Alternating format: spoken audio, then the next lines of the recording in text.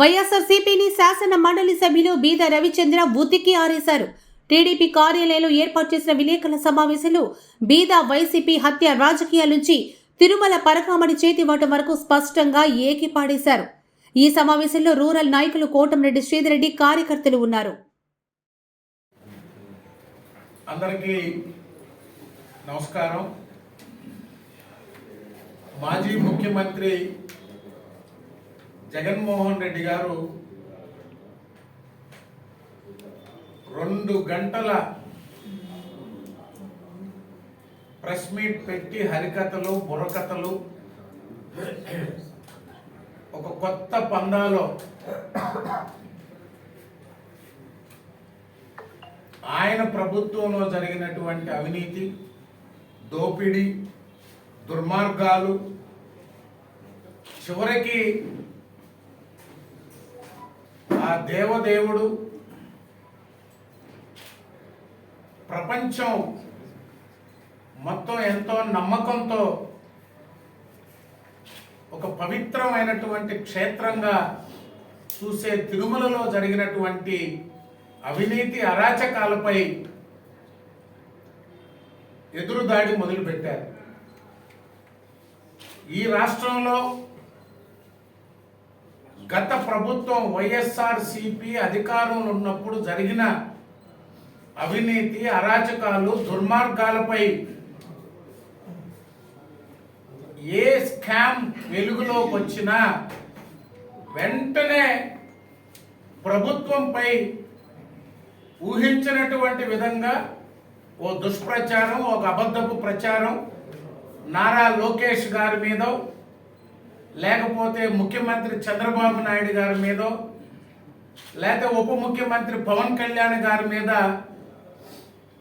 ఎదురుదాడి సంఘటనలు గడిచిన 6 నెలలుగా చూస్తున్నాం. ప్రజలను పక్కదారి పట్టించేందుకు వైఎస్ఆర్సీపీ సోషల్ మీడియా మాజీ ముఖ్యమంత్రి జగన్మోహన్ రెడ్డి దగ్గర నుంచి కింది స్థాయి దాకా ఈ కూటమి ప్రభుత్వంపై, మా నేతలపై వారు సాధిస్తున్నటువంటి అబద్ధపు విష ప్రచారం. నారా లోకేష్ గారు గడిచిన 18 నెలలుగా కేంద్ర రాష్ట్ర ప్రభుత్వాలు, ప్రధానమంత్రి నరేంద్ర మోడీ గారు, రాష్ట్ర ముఖ్యమంత్రి చంద్రబాబు నాయుడు గారు, ఉప ముఖ్యమంత్రి పవన్ కళ్యాణ్ గారి సహకారంతో, సమన్వయంతో ఈ రాష్ట్రంలో విద్యా వ్యవస్థలో తీసుకొచ్చినటువంటి మార్పులు, పేద బడుగు బలహీన వర్గాల కుటుంబాల కోసం విద్యాశాఖను చేపట్టి ప్రభుత్వ పాఠశాలలపై, ప్రభుత్వ కాలేజీలపై ప్రజలకు నమ్మకం కలిగించాలనే ఒక లక్ష్యంతో పనిచేస్తున్నటువంటి నారా లోకేష్ గారు ఆంధ్రప్రదేశ్ విభజిత రాష్ట్రం, రాజధాని లేనటువంటి రాష్ట్రం, 5 సంవత్సరాలుగా పరిశ్రమలు ఒక్కటి రాక నిరుద్యోగ యువతకి ఇచ్చిన హామీలు నెరవేర్చాలనే సంకల్పంతో అన్ని రంగాల్లో పెట్టుబడులు తీసుకొచ్చి ఈ రాష్ట్రంలో ఉన్నటువంటి నిరుద్యోగ యువతి యువకులకి ఓ భరోసానివ్వాలని వారు చేస్తున్న ప్రయత్నం. భవిష్యత్తు నాయకుడిగా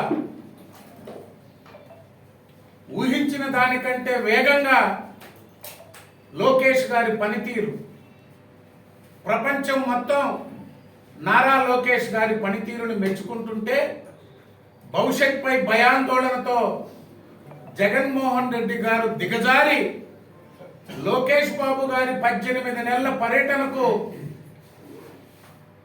కోట్ల రూపాయల పర్యటనల ఖర్చుని మాట్లాడుతున్నారు. జగన్మోహన్ రెడ్డి గారికి సిగ్గుందా? వైఎస్ఆర్సీపీ పార్టీకి అర్హత ఉందా మీరు మాట్లాడేదానికి? మీలాగా ఇళ్ళకి, ప్రయాణాలకి, సమోసాలు, కేకులు పేరుతో 100ల కోట్లు ప్రభుత్వంలో దోచుకున్నది మీరు. సిగ్గు లేకుండా ఈరోజు 1 రూపాయి మీరు కట్టిన ఆర్టీఐలోనే ఇన్ఫర్మేషన్లో ₹1 ఖర్చు పెట్టినట్టు వచ్చిందా? ఎస్, భవిష్యత్ నాయకుడు నారా లోకేష్ గారు, తెలుగుదేశం పార్టీని నడిపేది నారా లోకేష్ గారు. భవిష్యత్తులో ఈ రాష్ట్రానికి భవిష్యత్ నాయకుడు నారా లోకేష్ గారు. దాన్ని మీరేంది ఆయన గురించి మాట్లాడేది? ఈరోజు మీకు మీ అవినీతి పుట్టలు పాపాలు బయటకు వస్తుంటే తిరుమలలో సిట్ ఎవరిచ్చారు? సుప్రీంకోర్టు ఆదేశాలతో సిట్ నియమిస్తే సిట్ అధికారుల మీద, సుప్రీంకోర్టు నియమించినటువంటి సిట్ అధికారుల మీద మీరు ఎదురుదాడి మొదలుపెట్టారు. వారిని ఒత్తిడికి గురి చేయాలని, భయభ్రాంతులకు గురి చేయాలని ఏం మాట్లాడారు? వైఎస్ జగన్మోహన్ రెడ్డి 5 సంవత్సరాలు ముఖ్యమంత్రిగా పనిచేశావు నువ్వు. బలహీన వర్గాలకు చెందిన పి కృష్ణయ్య గారు pollution control board chairman. Pollution control board chairman గా ఆయనకు అర్హత లేదా? పొల్యూషన్ కంట్రోల్ బోర్డు చైర్మన్ ఇస్తే తప్పేంటని అడుగుతున్నా.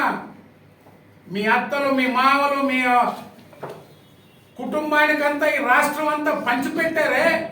వైస్ ఛాన్సలర్లు, ఎక్కడెక్కడ పదవులన్నీ మీ ఇంట్లో, మీ కంపెనీల్లో పనిచేసే వాళ్ళకి చైర్మన్లు ఇచ్చుకున్నారు.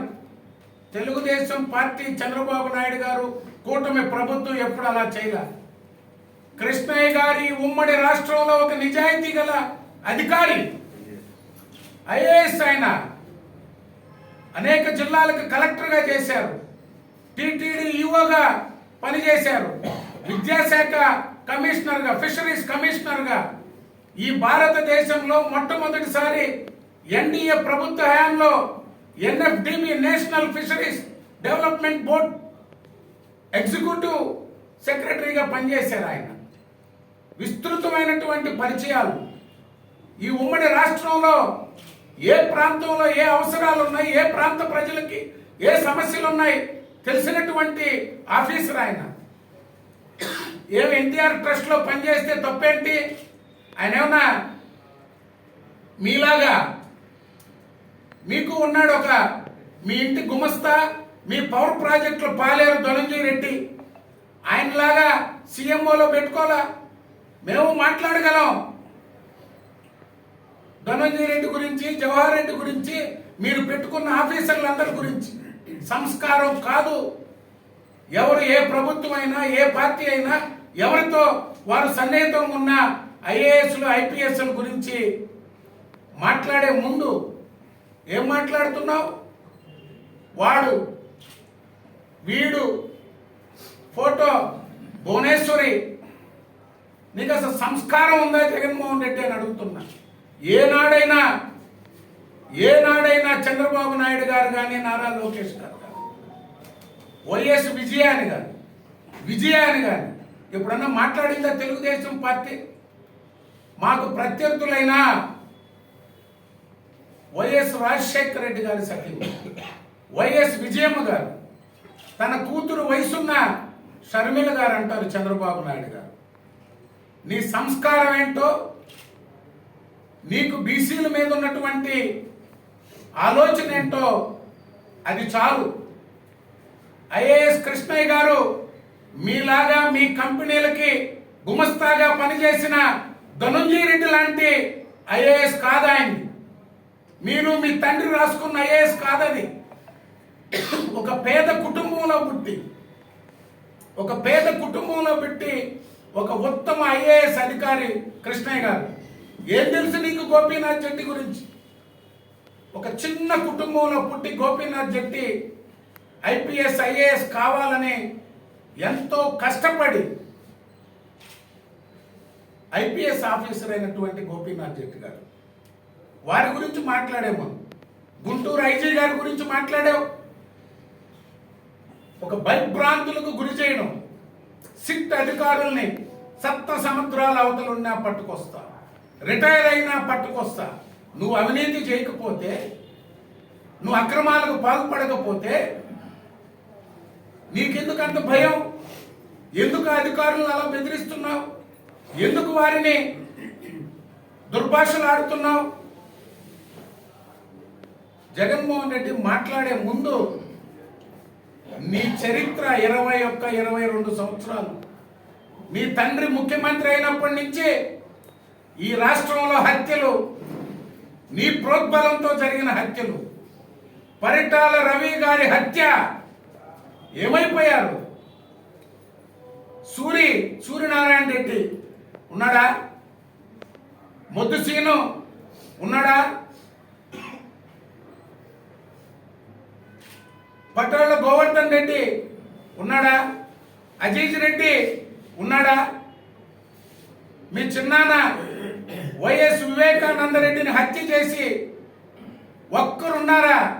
ఉన్న ఒకరిద్దరు కూడా గడగడలాడుతూ బతుకుతున్నారు. ఆ సాక్షులు ఎందుకు చనిపోతున్నారు? దాంట్లో ఉన్నటువంటి ముద్దాయిలు ఎందుకు చనిపోతున్నారు? ఎవరి మీదైతే ఆరోపణలు ఉన్నాయో వాళ్ళందరూ ఎలా మాయమైపోతున్నారు?